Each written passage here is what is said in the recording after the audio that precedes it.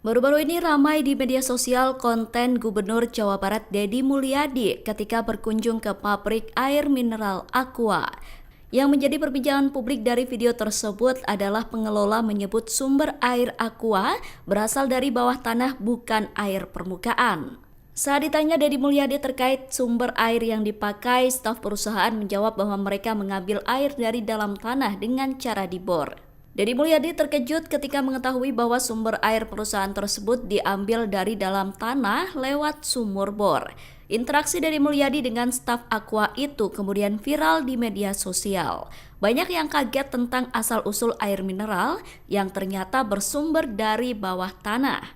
Pihak Danone selaku perusahaan Aqua menjelaskan bahwa sumber air yang mereka pakai Download Tribun X sekarang, menghadirkan lokal menjadi Indonesia.